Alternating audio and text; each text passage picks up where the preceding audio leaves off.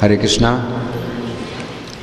तो आप लोगों को पता होना चाहिए कि एक त्यौहार बहुत निकट आ रहा है। जानते हैं क्या कौन सा त्यौहार निकट आ रहा है? गीता जयंती। गीता जयंती का त्यौहार निकट आ रहा है। मोक्षदा एकादशी, अगली जो एकादशी आने वाली है 2 तारीख को मंगलवार को, ये जो है मोक्षदा एकादशी के नाम से है। और ये जो है गीता जयंती का दिन है। इस दिन भगवान जो है अर्जुन को भगवद गीता का उपदेश देते हैं। तो बहुत विशेष दिन आ रहा है। और अभी हम इस एक श्लोक करके 10वां अध्याय पूरा कर चुके हैं। तो हम 10वें अध्याय का महात्म सुनेंगे। प्रत्येक अध्याय का महात्म मिलता है। पद्म पुराण के उत्तरखंड में गीता के एक अध्याय की महात्म की बड़ी सुंदर कथा है ना। तो अब जब हम लोग 10वें अध्याय के महात्म को सुनेंगे तो आप लोग बड़े ध्यान से सुनिए। सुनने का बहुत फल है, आप समझ रहे? सुनने का ही बहुत फल है ना। और सुनने में कुछ नुकसान नहीं है। आपको कुछ पैसा नहीं देना पड़ेगा, लेकिन समय देना पड़ेगा, अपना ध्यान देना पड़ेगा। तो शिव जी सुना रहे हैं ये कथा। शिव जी सुना रहे हैं, किसको सुना रहे हैं? पार्वती। कहते हैं, हे सुंदरी, अब तुम 10वें अध्याय के महात्म की परम पावन कथा सुनो। सोचिए कितनी पवित्र कथा होगी 10वें अध्याय के महात्म की। जो स्वर्ग जाने के लिए सुंदर सोपान और प्रभाव की चरम सीमा है। 10वां अध्याय बहुत ही पवित्र है। काशीपुरी में सुन रहे सब लोग? काशीपुरी में धीर बुद्धि नाम से विख्यात एक ब्राह्मण था। क्या नाम था ब्राह्मण का? धीर बुद्धि। कहाँ पर रहता था? काशीपुरी में रहता था। जो मुझ में नंदी के समान भक्ति रखता था। नंदी शिव जी के बैल हैं, तो मुझ में भक्ति रखता था, शिव जी में भक्ति रखता था। कैसे? नंदी के समान भक्ति रखता था। वो शांत चित्त था, हिंसा कठोरता से दूर रहने वाला था। कौन? ब्राह्मण। क्या नाम था ब्राह्मण का? धीर बुद्धि। जितेंद्रिय होने के कारण निवृत्ति मार्ग में स्थित रहता था। उसने वेद रूपी समुद्र का पार पा लिया था। वो संपूर्ण शास्त्रों के तात्पर्य का ज्ञाता था। उसका चित्त सदा मेरे ध्यान में लगा रहता था। वो मन को लगाकर सदा आत्म तत्व का साक्षात्कार किया करता था। अतः जब वो चलने लगता तब मैं प्रेम बस उसके पीछे दौड़ दौड़ कर उसे हाथ का सहारा देता रहता था। शिव जी कह रहे हैं जब वो चलता था तो मैं उसके पीछे दौड़ दौड़ कर के हाथ का सहारा देता रहता था। ये देख कर के मेरे पार्षद भृंगी ऋषि ने पूछा। भृंगी भी शिव जी के पार्षद हैं।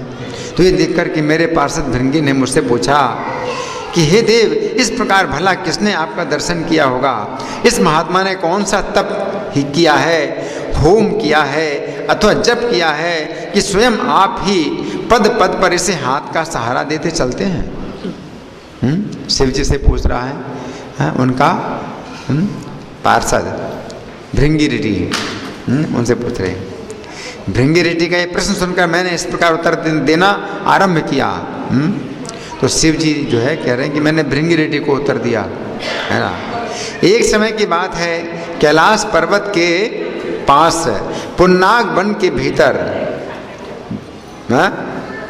भूमि में एक वेदी का आश्रय लेकर मैं बैठा हुआ था। मेरे बैठने के क्षण भर बाद ही सहसा बड़े जोर की आंधी उठी। शिव जी बता रहे हैं कि मैं बैठा था, समझो कैलाश पर्वत में ही एक स्थान में मैं बैठा था। कौन बैठे थे? शिव जी बैठे थे। और मेरे क्षण भर बैठने के बाद ही सहसा बड़े जोर की आंधी उठी। वहाँ के वृक्षों की शाखाएं नीचे ऊपर होकर आपस में टकराने लगी। कितनी टहनियाँ टूट टूट कर बिखर गईं। पर्वत की छाया भी हिलने लगी। इसके बाद वहाँ भयंकर महान भयंकर शब्द हुआ जिससे पर्वत की कंदराएं प्रतिध्वनित हो उठी। तब आकाश से कोई विशाल पक्षी उतरा। इतना विशाल पक्षी की मतलब कितनी तेज से हवा चल रही, उस पक्षी के कारण है? आकाश से कोई विशाल पक्षी उतरा जिसकी कांति काले मेघ के समान थी। वो कज्जल के समान या काले पर्वत जैसा जान पड़ता था। कज्जल के पर्वत के समान जान पड़ता था। पैरों से पृथ्वी का सहारा लेकर उस पक्षी ने मुझे प्रणाम किया। उस पक्षी ने मुझे प्रणाम किया। किसको? शिव जी को प्रणाम किया। एक सुंदर नवीन कमल मेरे चरणों में रखकर स्पष्ट वाणी में स्तुति करनी आरंभ कर दी। एक कमल मेरे चरणों में रखा और स्तुति करने लगा। पक्षी बोला, हे देव आपकी जय हो। आप जगत के पालक हैं, सदा सद्भावना से युक्त हैं, अनासक्ति से भरे हैं। आपके वैभव का कहीं अंत नहीं है। आपकी जय हो। आप 3 प्रकार के मलों से रहित हैं। आप जितेंद्रिय भक्तों के अधीन हैं और ध्यान में आपके स्वरूप का साक्षात्कार होता है। आप अविद्या से रहित हैं, नित्य मुक्त हैं और अहंकार शून्य हैं। आपके चरण कमल शरणागत भक्तों की रक्षा करने में प्रवीण हैं। आपने ललाट की विष ज्वाला से कामदेव को भस्म किया। आपकी जय हो। आपको बार बार नमस्कार है। आप त्रिभुवन रूपधारी को प्रणाम है। मैं श्रेष्ठ योगियों द्वारा चुंबित आपके उन चरण कमलों की वंदना करता हूँ जो अपार भाव समुद्र के पार उतारने में अद्भुत शक्तिशाली हैं। महादेव साक्षात बृहस्पति भी आपकी स्तुति नहीं कर सकते। 1000 मुख वाले शेष में भी इतनी चातुरी नहीं कि वे आपके गुणों का वर्णन कर सकें। फिर मेरे जैसी बुद्धि वाले पक्षी की तो बिसात ही क्या है। उस पक्षी के द्वारा किए हुए इस स्तोत्र को सुनकर मैंने उससे पूछा, हे पक्षी तुम कौन हो और कहाँ से आए हो? तुम्हारी आकृति तो हंस जैसी है मगर रंग कौवे जैसा। आकृति हंस जैसी है लेकिन रंग कौवे जैसा है। तुम जिस प्रयोजन को लेकर यहाँ आए हो उससे बताओ। पक्षी बोला, हे देवेश मुझे ब्रह्मा जी का हंस जानिए। कौन कौन है? ब्रह्मा जी का हंस। ब्रह्मा जी हंस पर सवार होके चलते हैं ना। तो पक्षी क्या बोला, मैं कौन हूँ? ब्रह्मा जी का हंस। ब्रह्मा जी का हंस। हाँ, जिस कर्म से मेरे शरीर में इस समय कालिमा आ गई है उसे सुनिए प्रभु।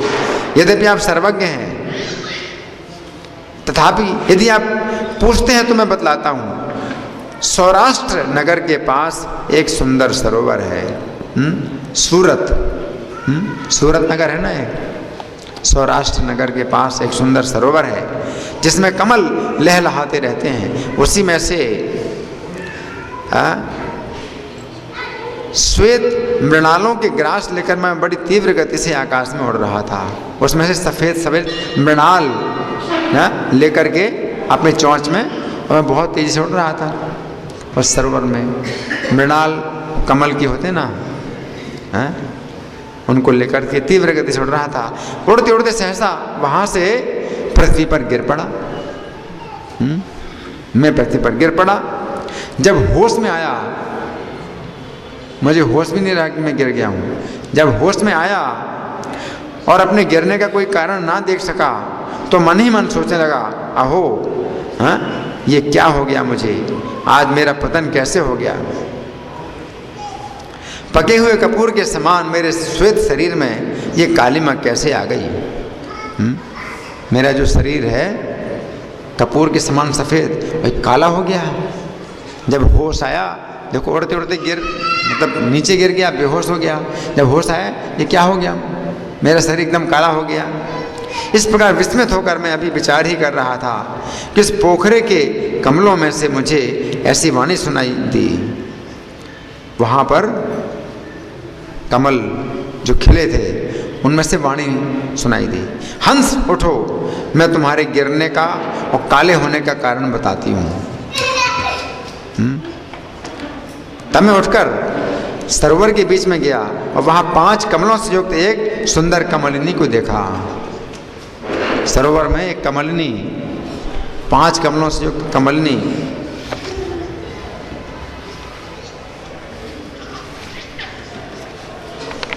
कमलिनी को देखा। उसको प्रणाम करके मैंने प्रदक्षिणा की और अपने पतन का सारा कारण पूछा। कमलिनी बोली, हंस, तुम आकाश मार्ग से मुझे लांग कर गए हो।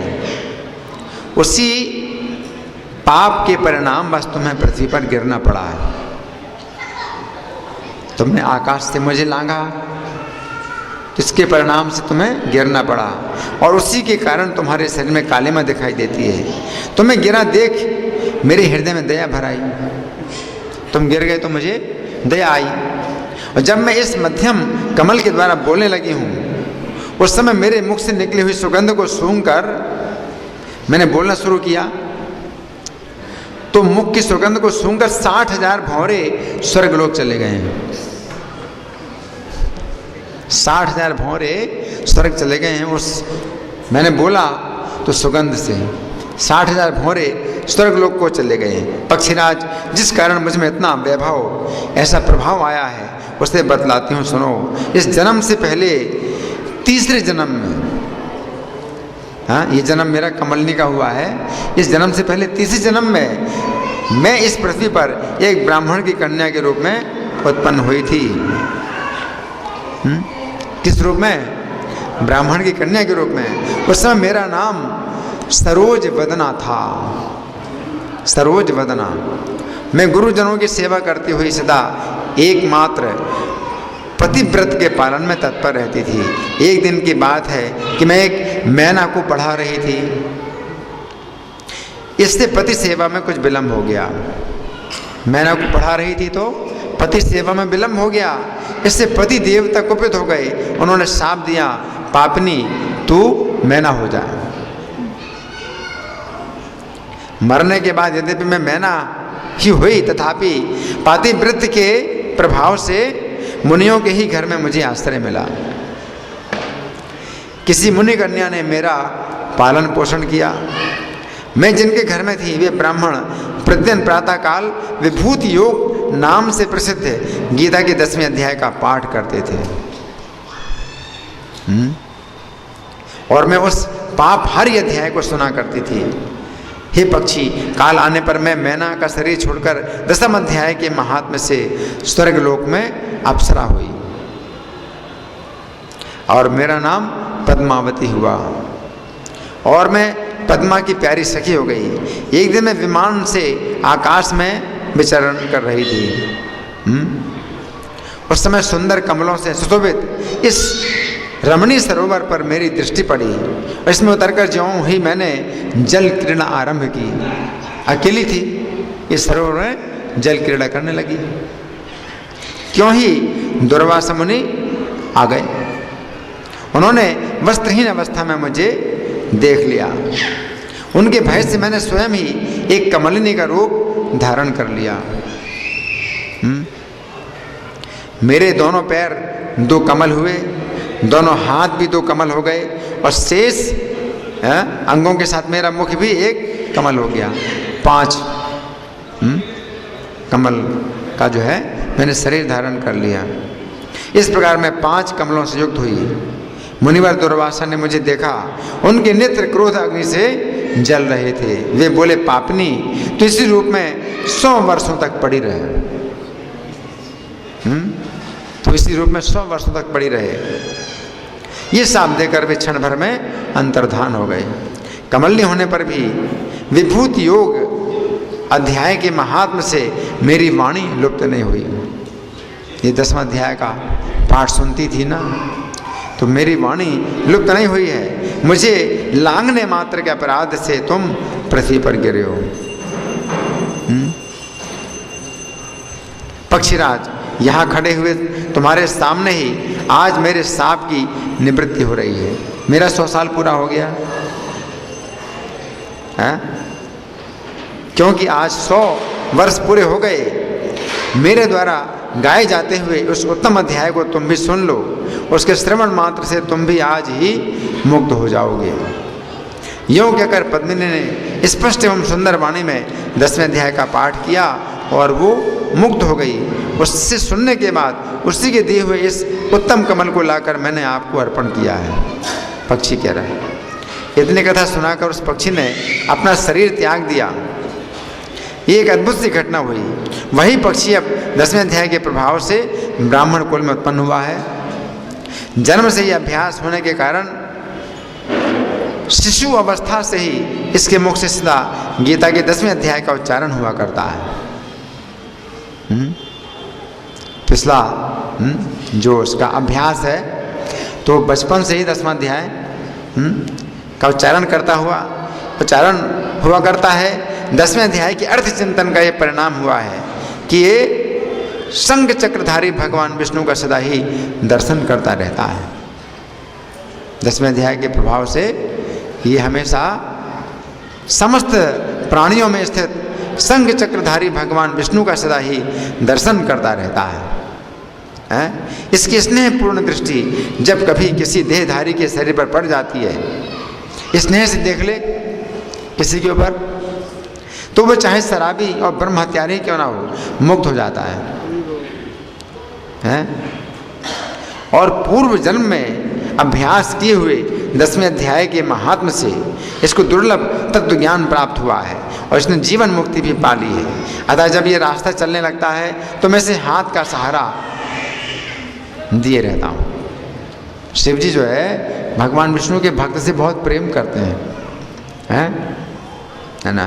तो शिव जी कहते हैं कि जब ये चलने लगता है तो मैं इसे अपने हाथ का सहारा दिए रहता हूँ। भृंगी रीटे, ये सब 10वें अध्याय की ही महिमा, महामहिमा है। पार्वती इस प्रकार मैंने भृंगी रीति के सामने जो पापनाशक कथा कही थी वही यहाँ तुमसे भी कही है। नर हो या नारी, अथवा कोई भी क्यों ना हो, इस 10वें अध्याय के श्रवण मात्र से उसे सब आश्रमों के पालन का फल प्राप्त होता है। हरि बोल। तो ये हमने जो है 10वें अध्याय का महात्म पढ़ के सुनाया। और अब विशेष कथा हम सुनेंगे आनंद वृंदावन चंपू से, क्योंकि ये जो समय है ये कात्यायनी व्रत का चल रहा है, मार्गशीर्ष का महीना चल रहा है, जिसमें ब्रज की कन्याओं ने कृष्ण को पति रूप में प्राप्त करने के लिए कात्यायनी व्रत किया था। तो कुछ दिन पहले हमने इस ग्रंथ से कुछ कथा सुनी थी। तो जहाँ तक सुनी थी उसके आगे मैं पढ़ रहा हूँ, तो आप लोग सुने ध्यान से। ये जो ब्रज की कन्याएं हैं ये कात्यायनी का पूजन करती हैं, रोज कात्यायनी से प्रार्थना करते हैं, है ना। तो वो प्रार्थना जो है उनकी बड़ी दिव्य है। तो वो क्या कहती हैं,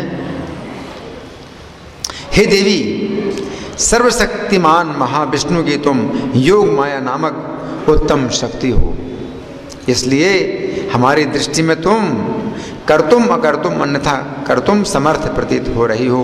अर्थात तुम तो होनी अनहोनी को सबको उलट पुलट कर देने में समर्थ हो। कर्तुम अकर्तुम अन्यथा कर्तुम का मतलब है होनी अनहोनी को सबको उलट पलट कर सकते हो। अतः श्री कृष्ण से हमारा संयोग कराना आपके लिए कोई दुष्कर कार्य नहीं है। दुष्कर कार्य भी आपके लिए दुष्कर नहीं है, आप कर सकते हो ना। प्रभु विष्णु और महाविष्णुर योग शक्ति स्तुमोत्तम भाषि कर्तुम चा यथा कर्तुम अपीश्वरी। तुष्टि पुष्टि शांति एवं शांति, शांति यानी सहनशीलता। तुष्टि पुष्टि शांति एवं शांति ये सब तुम ही हो, अर्थात ये सब तुम्हारे स्वरूप हैं।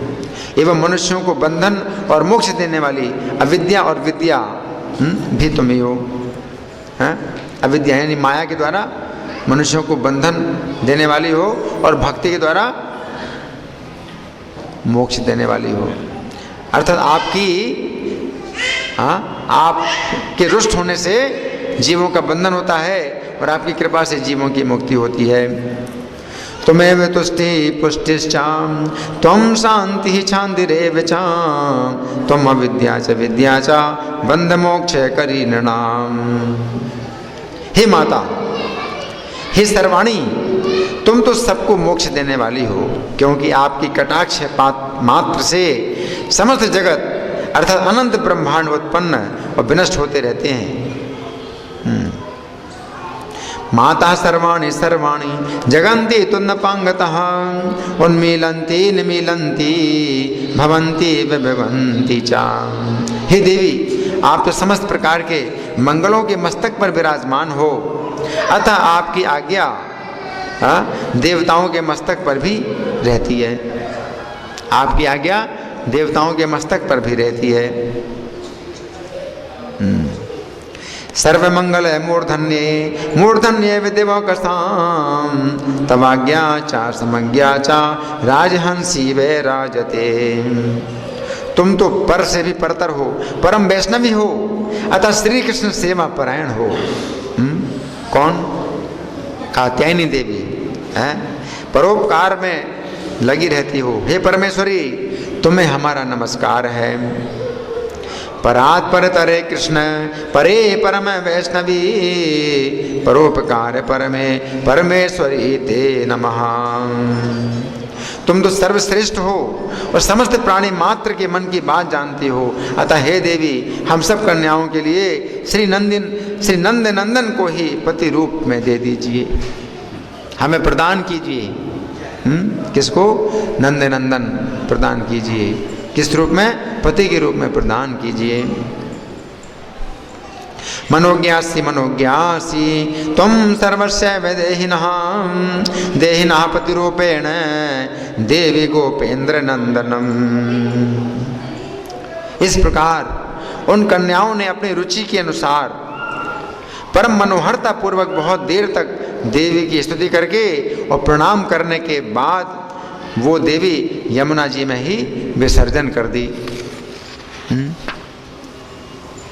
यमुना जी की मिट्टी से बनाई थी, तो देवी की बहुत देर तक स्तुति प्रार्थना करके यमुना जी में विसर्जन कर दिया। इसी प्रकार प्रतिदिन विनष्ट न होने वाली उत्कंठा से युक्त और श्री कृष्ण के गुणों को अपने कंठ के भूषण बनाने वाली, श्री कृष्ण के गुणों को अपने कंठ का भूषण बनाने वाली उन कन्याओं ने पूजा के द्वारा भगवती अंबिका कात्यायनी को 1 महीना तक लगातार प्रसन्न कराते हुए अपने चित्त को भी उनके प्रति पहुंचाते हुए वो प्रसन्नता करवा ली। अर्थात उस प्रकार की लोकोत्तर भक्ति के द्वारा वशीभूत हुई देवी ने उनके ऊपर कृपा कर दी। देवी ने क्या कर दिया? कृपा कर दी, कृपा कर दी। अब अगर प्रश्न करें, कोई प्रश्न करे कि ये ब्रज कुमारियां तो नित्य सिद्धा कृष्ण की कांता हैं, उनको अपने संकल्प की सिद्धि के लिए योग माया की आराधना करने की क्या आवश्यकता है? तो इसका उत्तर यही है कि ये उनकी लीला है। यद यदाचरति श्रेष्ठस्तत्ते वेतरो जना। लोक शिक्षा के लिए, संसार को शिक्षा देने के लिए ये पूजा कर रही है। इसलिए उन कन्याओं के उतने परिश्रम मात्र से बस में होने वाली विशुद्ध हृदय वाली दयालुता के कारण परम प्रसन्न होकर सौभाग्यशालिनी वो भगवती देवी हर्षपूर्वक प्रत्येक कन्या के मन में प्रकट हो गई। वो देवी कहाँ प्रकट हुई? प्रत्येक कन्या के मन में प्रकट हुई। और प्रकट होकर महान आदर पूर्वक बोली, आई मंगलमयी कन्याओं। देवी बोली, आई मंगलमयी कन्याओं, आप सब तो भगवान श्री कृष्ण की प्रीति की देवता हो, पहले से ही तुम्हें प्रीति प्राप्त है, अतः आप सब दूसरे देवता की आराधना करने के योग्य नहीं हो।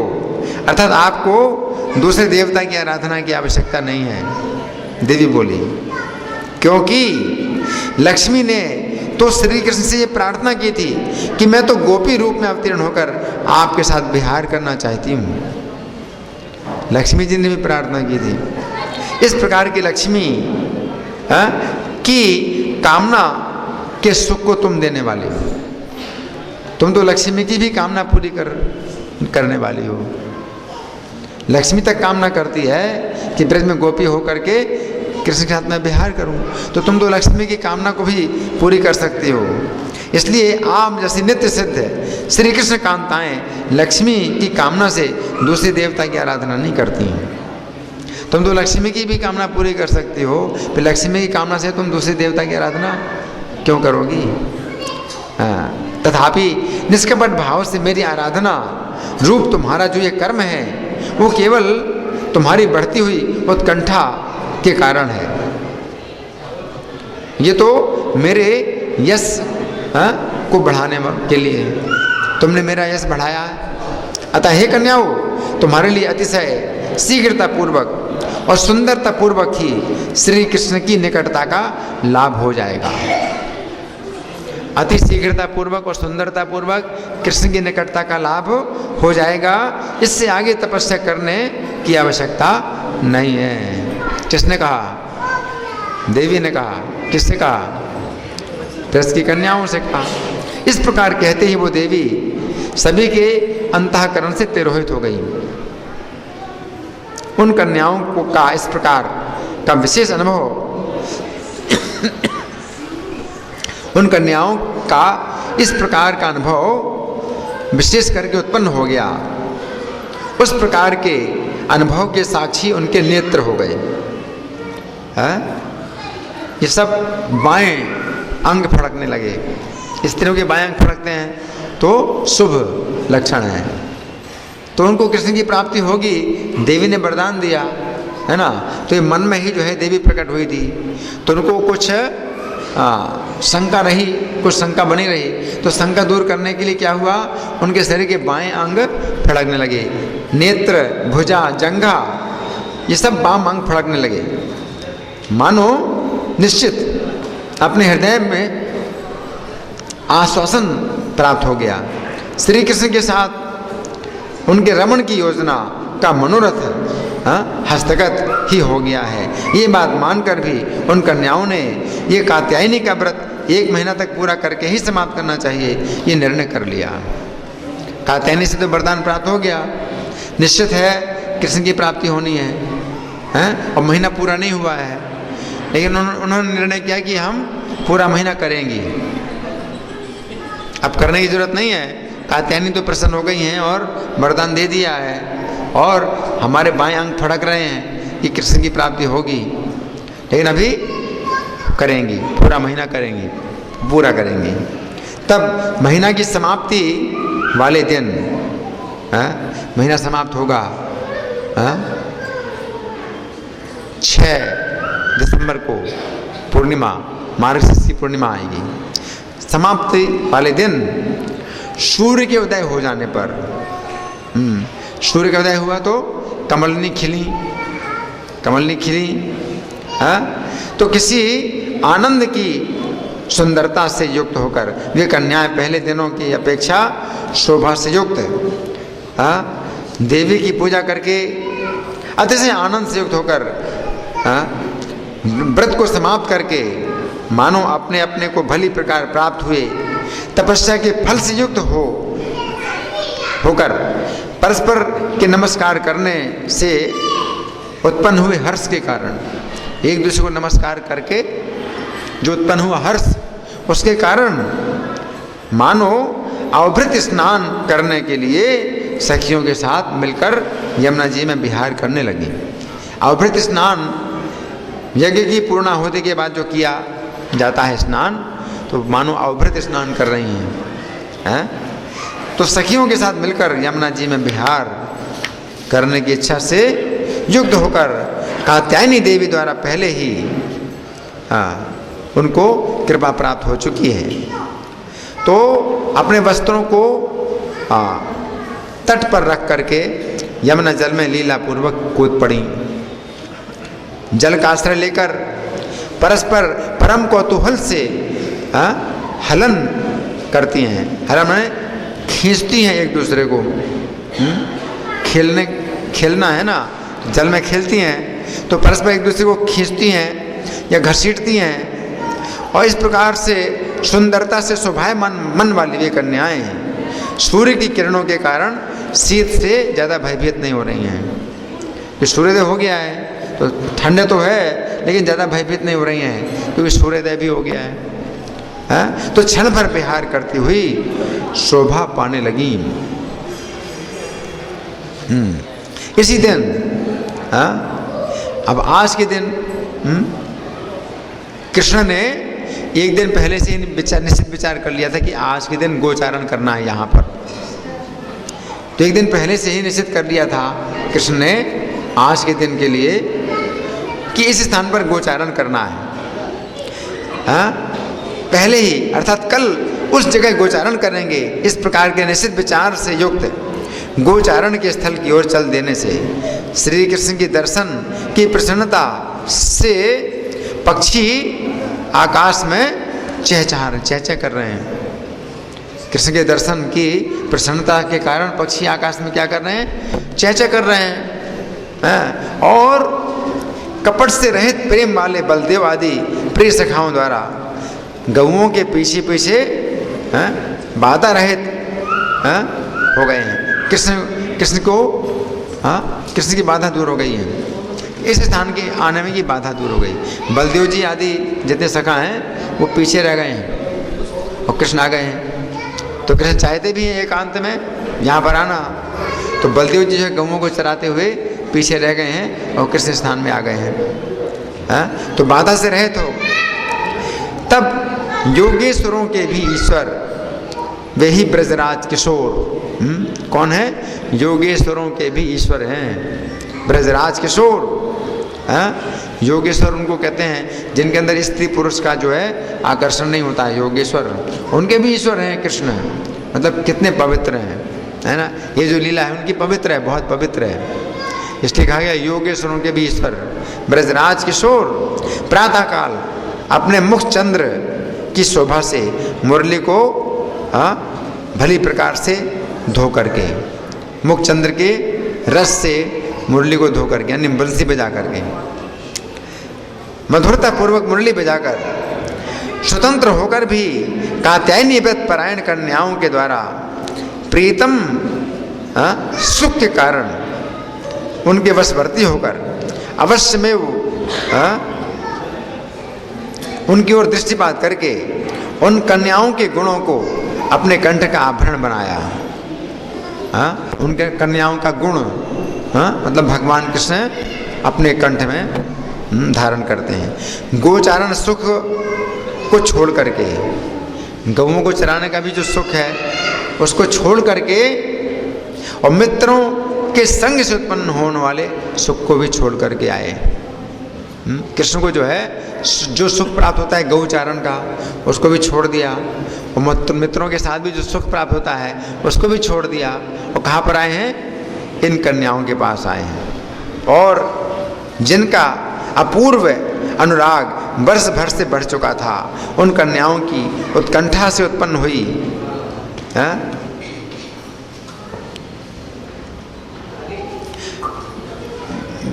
उन कन्याओं की उत्कंठा भी है कृष्ण का दर्शन करने की।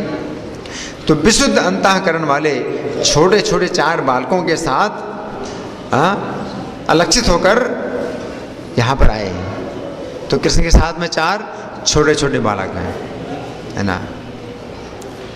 कात्यायनी देवी के वरदान को हल्का करने के लिए, मतलब पूरा करने के लिए, उन कन्याओं के सौभाग्य के गौरव को बढ़ाने के लिए और अपने चातुर्य को प्रकट करने के लिए वहाँ गुप्त रूप से आ गए।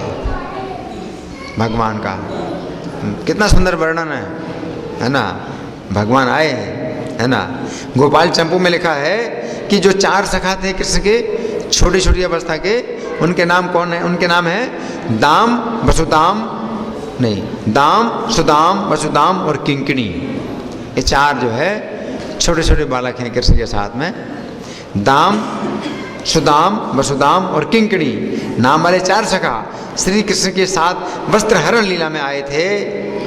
उनको तंत्र शास्त्र के विज्ञाता जन श्री कृष्ण के मन बुद्धि चित्त अहंकार मानते हैं।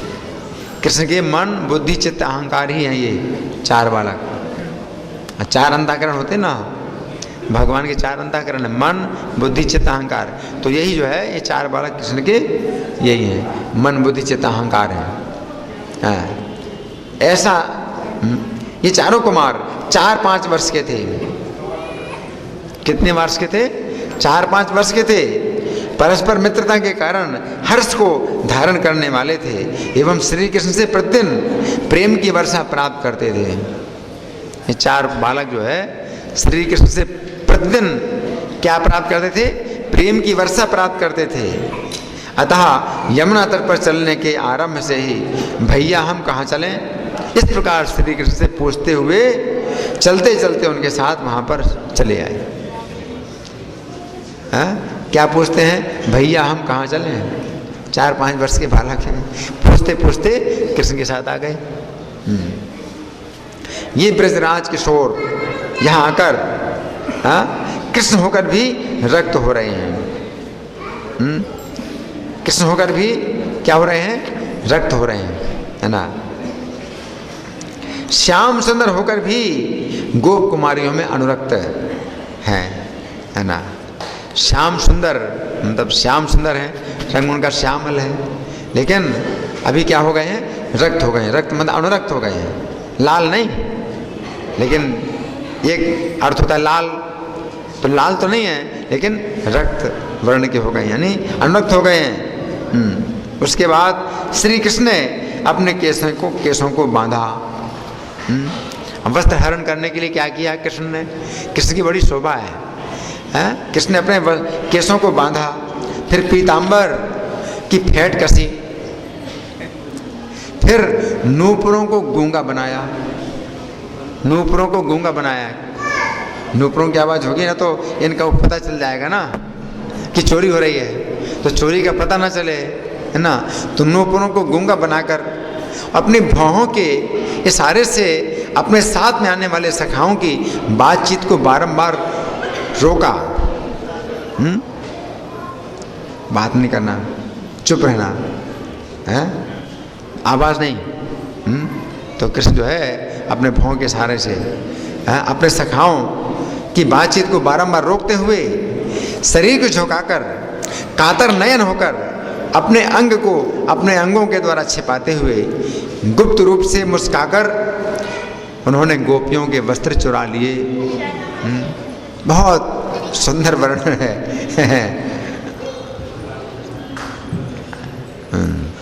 इस प्रकार अपने को चोर बनाकर चंचलता, सरलता और अतिशय साधुता को अंगीकार करके श्री कृष्ण अपार गंभीर बनकर निर्भय होकर शक्तिपूर्वक संपूर्ण वस्त्रों को चुराकर और अपने अंगों के द्वारा वस्त्रों को छिपाकर सभी सखाओं को गूंगे बनाकर धीरे धीरे कदम्ब की शाखा पर चढ़कर उन गोपियों के सम्मुख प्रकाशित हो गए। अब अपने को प्रकट किया। अभी तक प्रकट नहीं किया था, बिल्कुल चुप, सब कार्य जो है बिल्कुल चुपचाप किया, पता ना चले। अब प्रकट किया जब कदम्ब की शाखा पर आ गए। आच्छादिका त्रैसे सांबराणी मूगी गिरता शेष वयस्य वर्गहाम सनय सनिर्नीपे भुजाधिरूढ़ तदा विमुख्यम हरिलुल्लास।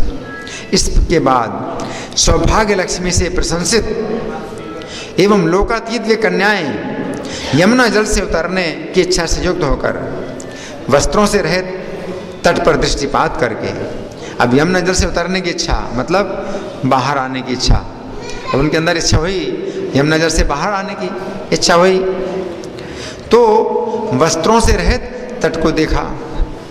तट में वस्त्र नहीं है। चकित होकर विचार करने लगी। जब तट को देखा कि वस्त्र नहीं है तो चकित होकर विचार करने लगी, हाय ये क्या हुआ, हमारे वस्त्र किसने चुरा लिए। यहाँ पर तो सूर्य की किरणों के बिना दूसरे किसी व्यक्ति का आना नहीं है। यहाँ तो सूर्य की किरणों के बिना और किसी का आगमन नहीं है। हाँ, केवल आकाश में विचरण करने वाले पक्षियों के पैरों के चिन्ह हैं। पैरों के चिन्ह किसके हैं? पक्षियों के हैं जो आकाश में विचरण करते हैं। हाय, इसलिए किसी व्यक्ति के चरण चिन्हों के अभाव के कारण यह अनुमान होता है कि हमारे वस्त्र किसी देवता ने ही चुराकर कहीं पहुंचा दिए। पैरों के निशान नहीं है, इसका मतलब है, हरि बोल, पैरों के निशान नहीं है, इसका मतलब है कि हमारे वस्त्रों को किसने चुराया होगा? किसी देवता ने चुराया होगा, क्योंकि देवता ही धरती पर चरण नहीं धरते हैं। देवता लोग जब चलते हैं तो धरती पर उनके पैर नहीं होते हैं, धरती से ऊपर उनके पैर होते हैं। धरती को नहीं छूते पैर देवताओं के। तो हमारे वस्त्र किसने चुराए? अवश्य किसी देवता ने चुराए, कि पैरों के निशान ही नहीं है ना। तो यहाँ पर पद पद के दर्शन का अभाव है, यानी चरण चिन्ह का अभाव है, पैर के निशान है ही नहीं। इस प्रकार चकित हुए चंचल नेत्रों वाली, चारों ओर देखती हुई, अनेक प्रकार के तर्क वितर्कों तक विचार करती हुई और तरंगों में ऊपर ऊपर उछल उछल कर मछलियों की तरह व्याकुल हो गई। समस्त दिशाओं के मुख चारों ओर से व्याप्त कर लिए, सभी दिशाओं में देख रही हैं, सभी दिशाओं में अपना मुख जो है उन्होंने जो है कर लिया। उसके बाद इन कन्याओं के शरीर में अतिशय विकलता की प्रबलता हो रही है। इन कन्याओं के शरीर में अतिशय विकलता की प्रबलता हो रही है।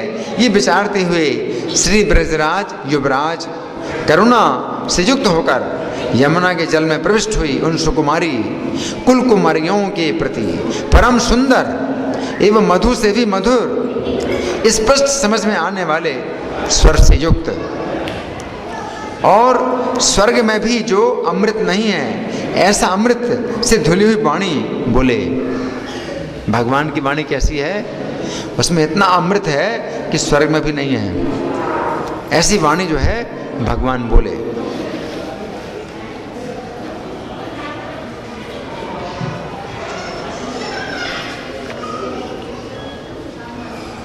श्री कृष्ण उस समय भूतलवासी प्राणी मात्र के संताप को हरने वाले थे और अनेक हार पहने हुए थे। संताप को हरने वाले थे समस्त प्राणियों के और अनेक हार पहने हुए थे और साथ में आए हुए बालक रूप मित्रगण को हास परिहास की सुंदरता पूर्वक विशेष हंसाते हुए अत्यंत प्रिय कदम्ब वृक्ष की मोटी शाखा पर चढ़ने से उत्पन्न होने वाली शोभा से युक्त थे।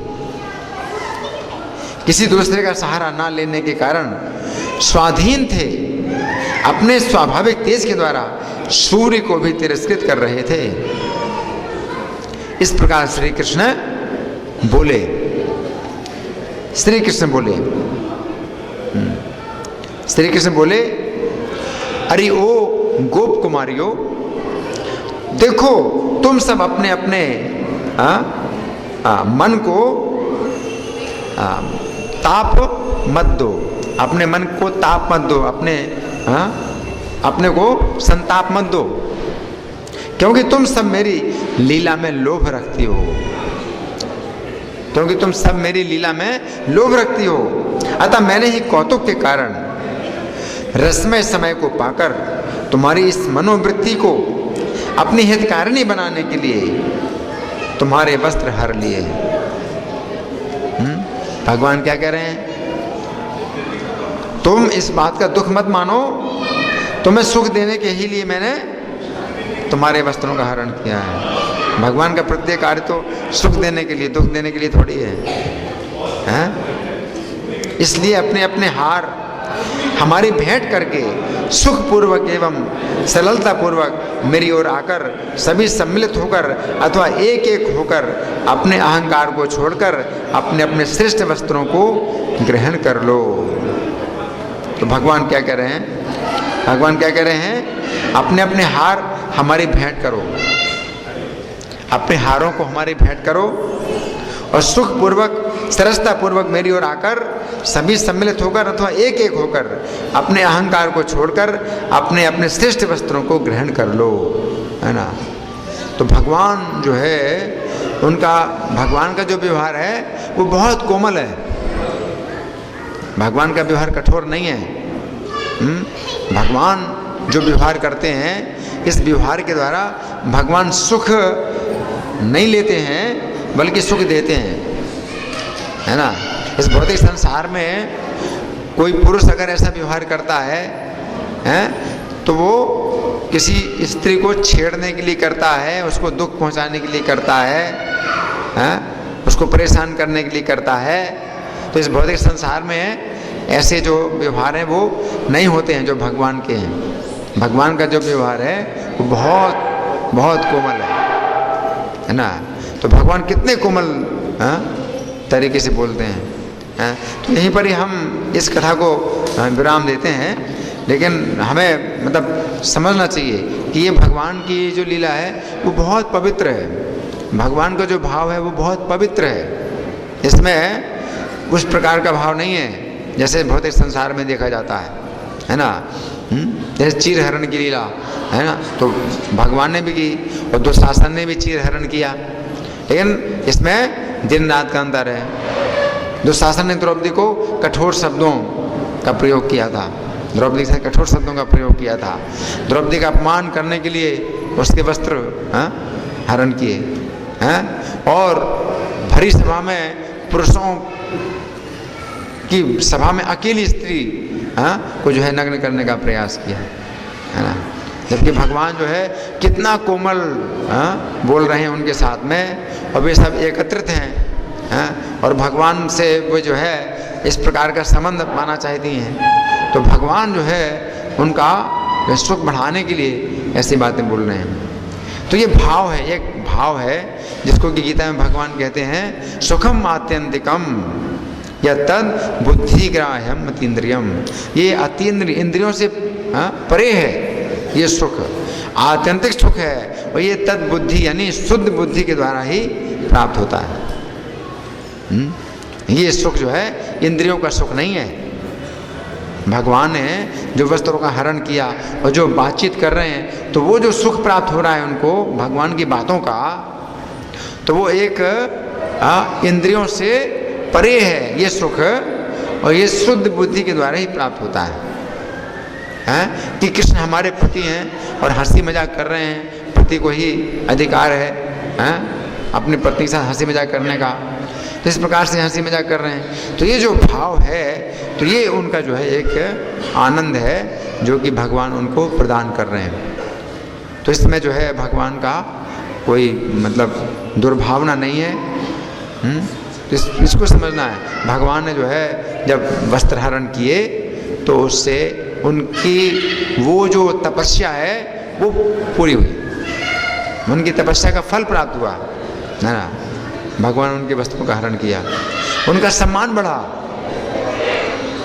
भगवान उनके वस्त्रों का हरण किया, इससे उनका सम्मान बढ़ गया। उनका कितना बड़ा सम्मान कि भगवान ने वस्त्र दिए हमारे, है ना। और फिर भगवान ने अपने हाथ से उनको वस्त्र दिए, है ना। तो उनके लिए बहुत बड़े सौभाग्य की बात थी, उनका सौभाग्य बढ़ गया, है ना। मतलब बताइए लक्ष्मी जी को भी सौभाग्य नहीं प्राप्त हुआ। लक्ष्मी जी मैंने भी जो है ऐसे सौभाग्य की कामना की और उनको भी वो सौभाग्य नहीं प्राप्त हुआ जो सौभाग्य इन कन्याओं को प्राप्त हुआ, है ना। तो इस प्रकार से हमें जो है इस लीला का स्मरण करना चाहिए। और इसके अलावा भगवद गीता का वितरण का ये समय है, प्रभुपाद के ग्रंथों का वितरण करने का समय है। प्रभुपाद का संदेश जो प्रभुपाद के ग्रंथों में है, भगवद गीता में है, तो उसको जो है जो लोग जो है पा चुके हैं, जिनको प्रभुपाद का संदेश मिला है, जिनको प्रभुपाद के ग्रंथ मिले हैं, उन्हें क्या करना चाहिए, इन ग्रंथों को और आगे बढ़ाना चाहिए और आगे फैलाना चाहिए।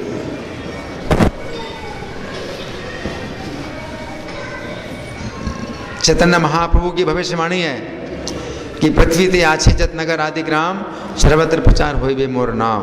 पूरी पृथ्वी में जितने भी नगर गांव हैं सर्वत्र मेरे नाम का प्रचार होगा, है ना। चैतन्य महाप्रभु की भविष्यवाणी 550 साल पहले जो हुई थी, अब वो कैसे पूरी होगी इसको तो कोई नहीं जानता था, लेकिन प्रभुपाद के ग्रंथों के द्वारा ही ये पूरी हो रही है।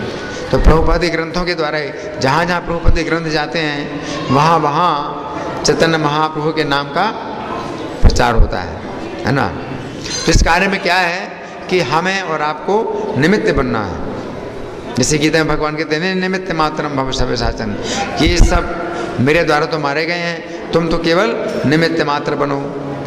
तो इसी प्रकार से चैतन्य महाप्रभु का आंदोलन पूरे संसार में फैल रहा है, उनकी इच्छा से फैलेगा, लेकिन हमें और आपको क्या करना है, निमित्त बनना है केवल। और निमित्त बनना है क्या, ये ग्रंथ केवल पहुंचाने हैं। आपको कुछ बोलना नहीं, आपको कुछ बताना नहीं है, आप बोल भी नहीं सकते, आप बता भी नहीं सकते, लेकिन अगर आपने ग्रंथ पहुंचा दिए तो आपने बहुत बड़ा काम कर दिया। क्योंकि भगवान का संदेश जो है भगवत गीता में प्रभुपाद ने दिया है, भगवत गीता यथारूप के नाम से प्रभुपाद ने दिया है, और आप उनको पहुंचाते हैं तो आपने बहुत बड़ा काम किया। तो बहुत बड़ा काम है। आपका काम क्या है, पोस्टमैन की तरह। जैसे पोस्टमैन होता है तो वो क्या करता है, जो भी पत्र आया आपके संबंधी का, उसमें पोस्टमैन कुछ भी बदलता नहीं है, ज्यों का त्यों पहुंचा देता है ना। उसी प्रकार से प्रभुपाद के ग्रंथ हैं, अगर आप लोगों को देते हैं तो भगवान का संदेश उनको मिल जाता है ना। तो इसलिए आप लोग प्रभुपाद के ग्रंथ हैं और विशेष रूप से भगवद गीता तथा रूप बांटिए, और यही जो है आज का संदेश है। धन्यवाद। ग्रंथराज श्रीमद् भगवद गीता की जय। श्री कात्यायनी व्रत महामहोत्सव की जय। जगत गुरु शिला प्रभुपाद की जय।